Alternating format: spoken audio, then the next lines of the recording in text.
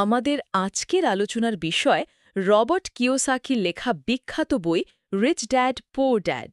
এই বইটা এমন একটা প্রেক্ষাপট নিয়ে লেখা যেখানে লেখকের আসলে দুজন বাবা ছিলেন।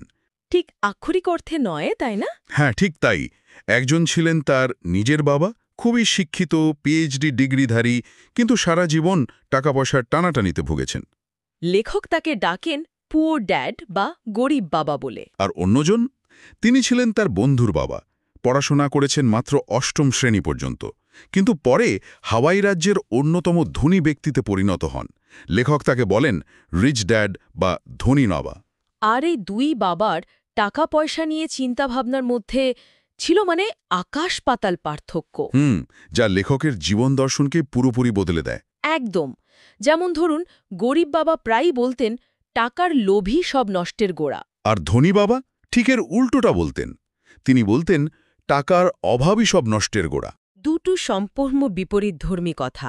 আমাদের আজকের আলোচনার লক্ষ্য হল এ ভিন্ন ভিন্ন মানসিকতা কিভাবে মানুষের আর্থিক জীবনকে নিয়ন্ত্রণ করে সেটা একটু ভেঙে দেখা। চলুন তাহলে শুরু করা যাক।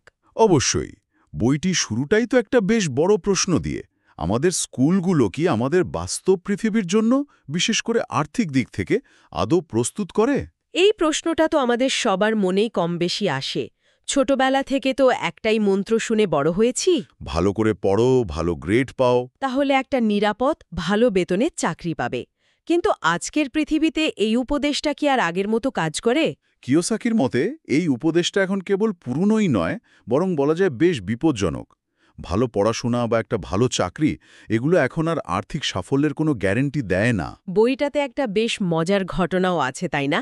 শ্যারন লেক্টারের ছেলের। হ্যাঁ, সে তার মাকে সরাসরি প্রশ্ন করেছিল, আমি স্কুলে এমন জিনিস কেন পড়ব যা আমার বাস্তব জীবনে কোনোদিন কাজেই লাগবে না? আমি তো ধনী হতে চাই। বাহ! তার কাছে রোল মডেল ছিলেন বিল গেটস বা মাইকেল জর্ডানের মতো মানুষরা, যারা প্রথাগত শিক্ষার পথে হাঁটেননি।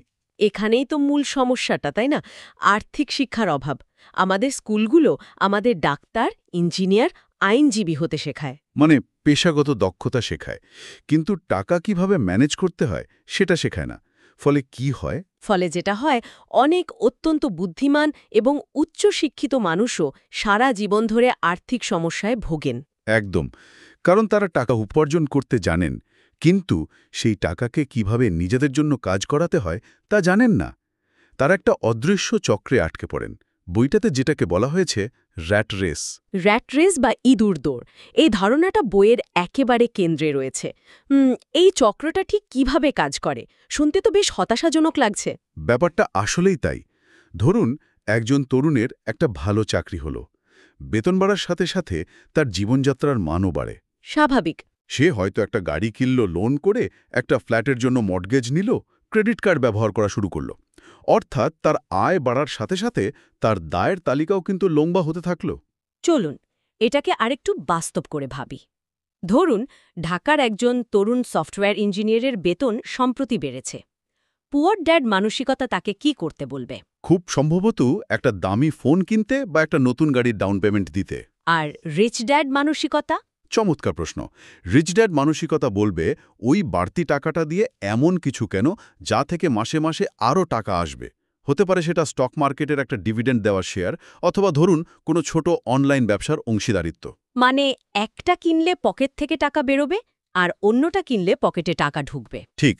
গাড়িটা কিনলে প্রতি মাসে ইন্টারেস্ট, তেলের খরচ আর রক্ষণাবেক্ষণের জন্য টাকা বেরোবে, আর শেয়ারটা কিনলে পকেটে টাকা ঢুকবে। এটাই মূল পার্থক্য। র্যাট রেসে মানুষ আরও বেশি কাজ করতে বাধ্য হয় শুধু এই বিলগুলো দেওয়ার জন্য।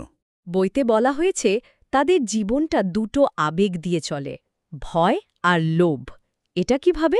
দেখুন, চাকরি হারানোর ভয় তাদের দিয়ে কাজ করিয়ে নেয়। আচ্ছা। আর বেতন পাওয়ার পর আরও ভালো কিছু কেনার লোভ তাদের দিয়ে আরও বেশি খরচ করায়। ফলে তারা আরও বড় ঋণের জালে জড়িয়ে পড়ে। বেতন বাড়ে, খরচ তার চেয়েও বেশি বাড়ে। এটা একটা অন্তহীন চক্র। খাঁচার ভেতরের ইঁদুরের মতো, যে চাকা ঘোরাচ্ছে কিন্তু কোথাও পৌঁছাতে পারছে না। একদম। আচ্ছা, এই র্যাট রেসের চক্রটা তো বেশ হতাশাজনক। একবার এতে ঢুকে পড়লে মনে হচ্ছে বেরোনো প্রায় অসম্ভব। বইটিতে কি এই গোলকধাঁধা থেকে বেরোনোর কোনো উপায় বলা আছে? আছে, এবং সেটা আশ্চর্যজনকভাবে খুব সহজ একটা ধারণা দিয়ে শুরু হয়। কিওসাকি বলেন, আর্থিক মুক্তির চাবিকাঠি লুকিয়ে আছে দুটো শব্দের আসল অর্থ বোঝার মধ্যে। কোন দুটো শব্দ?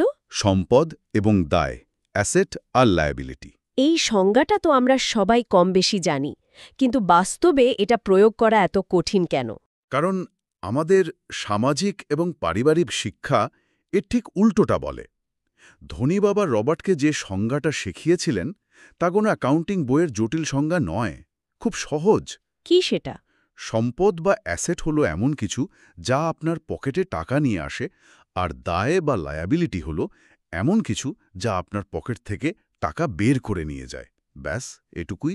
যদি এতই সহজ হয় তাহলে সমস্যাটা কোথায়? যেমন ধরুন নিজের বাড়ি। বেশিরভাগ মধ্যবিত্ত মানুষ তো নিজের বাড়িকেই জীবনের সবচেয়ে বড় সম্পদ বলে মনে করে। এখানেই চিন্তার সবচেয়ে বড় পার্থক্যটা তৈরি হয়। কিওসাকি ঠিক এই প্রচলিত ধারণার মূলে আঘাত করেছেন।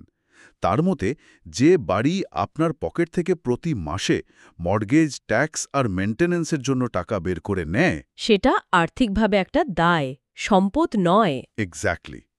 ধনীরা প্রথমে সম্পদ কেনে, আর সেই সম্পদ থেকে যে আয় হয় তা দিয়ে বিলাসবহুল জিনিস বা বড় বাড়ি কেনে। অন্যদিকে গরিব ও মধ্যবিত্তরা দায় কেনে, যা তারা সম্পদ বলে ভুল করে। এক মিনিট, নিজের বাড়ি যদি সম্পদ না হয় তাহলে কি বইটা আমাদের বাড়ি কিনতে নিষেধ করছে? এটা তো আমাদের মতো সামাজিক প্রেক্ষাপটে একটা প্রায় অসম্ভব চিন্তা। খুব গুরুত্বপূর্ণ একটা প্রশ্ন। না, বইটা বাড়ি কিনতে নিষেধ করছে না। বইটা বলছে বাড়িকে সম্পদ ভেবে ভুল করবেন না, আবেগকে হিসেবের বাইরে রাখতে হবে। অর্থাৎ যে জিনিসটা ব্যাংক অ্যাকাউন্টে টাকা ঢোকাচ্ছে না, সেটা যতই প্রিয় হোক, আর্থিক দিক থেকে ওটা সম্পদ নয়। ঠিক, ওটা একটা বোঝা। আপনি যদি একটা বাড়ি কিনে ভাড়া দেন এবং সেই ভাড়া থেকে আপনার মর্টগেজ ও অন্যান্য খরচ বাদ দেওয়ার পরেও পকেটে টাকা আসে, তখন সেই বাড়িটা আপনার জন্য একটা সম্পদ। কিন্তু নিজের থাকার বাড়িটা সাধারণত একটা দায়। হুম তার মানে ফোকাসটা হওয়া উচিত এমন জিনিস কেনার দিকে যা থেকে নিয়মিত আয় আসে। এই সূত্র ধরেই তো বইয়ের পরের শিক্ষাটা আসে, নিজের ব্যবসায় মনোযোগ দাও। এর মানে কি চাকরি ছেড়ে দিয়ে ব্যবসা শুরু করতে হবে? না, মোটেও তা নয়। এর মানে হলো আপনার পেশা এবং আপনার ব্যবসা দুটি সম্পূর্ণ ভিন্ন জিনিস। এটা একটু বুঝিয়ে বলবেন। হয়েছে। একবার তিনি কিছু এমবিএ ছাত্রকে জিজ্ঞাসা করেন, আপনারা কি জানেন আমার ব্যবসাটা কি? ছাত্ররা নিশ্চয় বলেছে হ্যামবার্গার বিক্রি করা। হ্যাঁ, তারা হেসে তাই উত্তর দিয়েছিল। কিন্তু তিনি বললেন, না, আমার ব্যবসা হলো রিয়েল এস্টেট। বাহ! তার মানে রে ক্রোকের কাছে হ্যামবার্গার বিক্রিটা ছিল তার আসল ব্যবসা, অর্থাৎ রিয়েল এস্টেট গড়ে তোলার একটা মাধ্যম মাত্র। একদম ঠিক। রে ক্রোকের পেশা ছিল হ্যামবার্গার ফ্র্যাঞ্চাইজি বিক্রি করা, কিন্তু তার আসল ব্যবসা বা অ্যাসেট কলামটা ছিল প্রতিটি ফ্র্যাঞ্চাইজির নিচের জমিগুলো। তাহলে উপদেশটা কি? উপদেশটা হলো, আপনার দিনের চাকরিটা ধরে রাখুন, কিন্তু আপনার বেতনের টাকা দিয়ে শুধু বিল পরিশোধ না করে সেই টাকা দিয়ে সম্পদ কিনুন। স্টক, বন্ড, আয় হয় এমন রিয়েল এস্টেট বা কোনো ব্যবসার মালিকানা, এগুলোই হলো আপনার আসল ব্যবসা। ধনীরা তাদের সম্পদের কলমে মনোযোগ দেয়, আর বাকিরা কেবল তাদের আয়ের বিবরণের দিকে তাকিয়ে থাকে। ঠিক। তা উপার্জন করলেই ধনী হওয়া যায় না। আসল খেলাটা হলো টাকাটা ধরে রাখা এবং সেই টাকাকে দিয়ে আরও টাকা উপার্জন করানো। ঠিক তাই। আর এর জন্যই প্রয়োজন আর্থিক বুদ্ধিমত্তা বা ফিন্যান্সিয়াল আইকিউ। কিওসাকি বলেন, আপনার বুদ্ধিমত্তাই সমস্যা সমাধান করে এবং অর্থ তৈরি করে। আর এই আর্থিক বুদ্ধিমত্তার 4টে মূল ভিত্তি আছে। সেগুলো কি কি? শুধু তালিকা নয়, একটু বুঝিয়ে বললে ভালো হয়। অবশ্যই। প্রথমটা হলো অ্যাকাউন্টিং, মানে টাকার গল্প সংখ্যা দিয়ে পড়তে পারা। একটা ফিনান্সিয়াল স্টেটমেন্ট দেখে বোঝা যে টাকা কোথা থেকে আসছে আর কোথায় যাচ্ছে। আচ্ছা। দ্বিতীয়টা হলো বিনিয়োগ, মানে আপনার টাকা আপনার জন্য কিভাবে আরও টাকা কামাবে সেই কৌশলটা জানা। এটা হলো অর্থ দিয়ে অর্থ তৈরির বিজ্ঞান।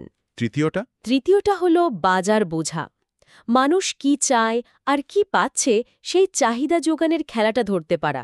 আর চতুর্থ এবং হয়তো সবচেয়ে গুরুত্বপূর্ণ হলো আইন। আইন মানে ট্যাক্স আর এসব? হ্যাঁ, বিশেষ করে ট্যাক্স আইন এবং কর্পোরেট আইনকে নিজের সুবিধার জন্য ব্যবহার করা, শাস্তির ভয়ে এড়িয়ে না যাওয়া। এই কর্পোরেশনের মাধ্যমে ট্যাক্স বাঁচানোর বিষয়টা একটু উদাহরণ দিয়ে বোঝালে কেমন হয়? বইতে বলা হয়েছে ধনীরা এটা ব্যবহার করে, কিন্তু সাধারণ মানুষের কাছে এটা বেশ ধোঁয়াশাপূর্ণ মনে হতে পারে। অবশ্যই। ধরুন, আপনি একজন চাকরিজীবী এবং আপনার কাজের জন্য একটি নতুন ল্যাপটপ দরকার। আচ্ছা। আপনাকে আপনার বেতন থেকে ট্যাক্স দেওয়ার পর যে টাকাটা হাতে থাকবে সেটা দিয়ে ল্যাপটপটা কিনতে হবে। কিন্তু একটা কর্পোরেশন ল্যাপটপটিকে ব্যবসায়িক খরচ বা বিজনেস এক্সপেন্স হিসেবে দেখাবে। একদম কোম্পানি তার মোট আয় থেকে ল্যাপটপের দাম সহ অন্যান্য খরচ বাদ দেবে এবং তারপর যে লাভটা অবশিষ্ট থাকবে সেটার উপর ট্যাক্স দেবে। বাহ! তার মানে কার্যকরভাবে তারা ট্যাক্স দেওয়ার আগেই খরচটা করে ফেলছে। এটা তো বিশাল একটা পার্থক্য করে দেয়। বিশাল পার্থক্য। বইটির ভাষ্যমতে সাধারণ কর্মচারীরা আয় করে, তারপর ট্যাক্স দেয় এবং যা বাকি থাকে তা দিয়ে খরচ করে। আর কর্পোরেশনের মালিকরা আয় করে, খরচ করে এবং সবশেষে যা বাকি থাকে তার উপর ট্যাক্স দেয়। ঠিক। আইনগতভাবে এটা একটা বিরাট সুবিধা যা ধনীরা পুরোপুরি কাজে লাগায়। বইয়ের একটা অধ্যায়ের শিরোনাম আমার খুব আকর্ষণীয় লেগেছে, ধনীরা অর্থ তৈরি করে। এর মানে কি, টাকা তো সরকার বা কেন্দ্র ব্যাংক তৈরি করে? এর মূল কথা হলো সুযোগ তৈরি করা, যেখানে অন্যরা কোনো সুযোগই দেখতে পায় না। এটা আর্থিক জ্ঞান, সাহস এবং সৃজনশীলতার একটা মিশ্রণ। একটা উদাহরণ দেওয়া যায়? ধরুন, শেয়ার বাজারে ধস নেমেছে। বেশিরভাগ মানুষ ভয়ে তাদের শেয়ার বিক্রি করে দিচ্ছে। কিন্তু একজন বুদ্ধিমান বিনিয়োগকারী যার আর্থিক শিক্ষা আছে, সে জানে যে এটা সেরা কোম্পানিগুলোর শেয়ার খুব কম দামে কেনার একটা সুবর্ণ সুযোগ। তার মানে শুধু পুঁজি থাকলেই হবে না, সঠিক সময়ে সঠিক পদক্ষেপ নেওয়ার সাহসটাও থাকতে হবে। ঠিক তাই। কিওসাকি বলেন, বাস্তব জগতে কেবল পুঁথিগত বিদ্যায় যথেষ্ট নয়, সাহসী বা বোল্ড হওয়াটাও জরুরি। অনেক সময় স্মার্ট লোকের চেয়ে সাহসী লোকেরাই জীবনে বেশি এগিয়ে যায়। অর্থ তৈরি করা মানে তাহলে এমন একটা ডিল তৈরি করা যা হয়তো আগে ছিলই না। হ্যাঁ, যেমন কোনো বিক্রেতার একটা সমস্যা সমাধান করে দিয়ে তার সম্পত্তিটা বাজারের চেয়ে কম দামে কিনে নেওয়া, অথবা দুটো ছোট ব্যবসাকে একত্রিত করে একটি বড় এবং লাভজনক ব্যবসা তৈরি করা। এর জন্য দরকার কল্পনা শক্তি। অর্থাৎ আমাদের সবচেয়ে বড় সম্পদ হল আমাদের মস্তিষ্ক এবং আমাদের জ্ঞান। ভয় বা আত্মবিশ্বাসের অভাবই আমাদের সুযোগ নিতে বাধা দেয়। একদম। ভয়, সংশয় আর অলসতা, এই তিনটে জিনিসই মানুষকে আর্থিকভাবে পিছিয়ে রাখে। ভয় হারাবার, সংশয় নিজের ওপর, আর অলসতা হল ব্যস্ত থাকার অজুহাতে নিজের আর্থিক জীবনের দায়িত্ব না নেওয়া। ধনী বাবা রবার্টকে শিখিয়েছিলেন, ভুল করা বা ব্যর্থ হওয়া শেখারই একটা অংশ। যারা কখনো হারে না তারা আসলে কখনো জেতেও না। তাহলে আজকের এই দীর্ঘ আলোচনার সারমর্ম কি দাঁড়ালো? রিচ ড্যাড পুয়ার ড্যাড আমাদের প্রচলিত চিন্তা ভাবনার বাইরে গিয়ে অর্থ এবং সম্পদ সম্পর্কে নতুনভাবে ভাবতে শেখায়। এটা শুধু টাকা জমানো বা বিনিয়োগের টিপসের বই নয়, বরং এটা একটা মানসিকতা পরিবর্তনের কথা বলে। মূল বার্তাটা কি তাহলে? মূল বার্তাটা হলো, কেবলমাত্র অর্থের জন্য সারা জীবন কাজ না করে অর্থকে কিভাবে নিজের জন্য কাজ করানো যায় তা শিখতে হবে। এর জন্য সবার আগে প্রয়োজন আর্থিক শিক্ষা অর্জন করা, সম্পদ ও দায়ের আসল পার্থক্যটা বোঝা, এবং দিনের চাকরির পাশাপাশি নিজের সম্পদের কলামকে ধীরে ধীরে শক্তিশালী করা। বইটা আমাদের শেখায়, আমাদের আর্থিক ভবিষ্যৎ অন্য কেউ গড়ে দেবে না। প্রতিটি টাকা খরচ করার সিদ্ধান্তের মাধ্যমে আমরাই ঠিক করি আমরা ধনী হব, গরিব নাকি মধ্যবিত্ত থাকব। ঠিক তাই। এই আলোচনার শেষে শ্রোতাদের জন্য একটি প্রশ্ন রেখে যেতে চাই। রবার্ট কিওসাকির মতে অর্থ কেবলই একটি ধারণা। যদি তাই হয়, তবে ভেবে দেখার মতো বিষয় হল বর্তমানে কোন ধারণাটি আপনার আর্থিক বাস্তবতাকে নিয়ন্ত্রণ করছে। আপনার বাবার শেখানো সেই পুরনো ধারণা, নাকি নতুন কোনো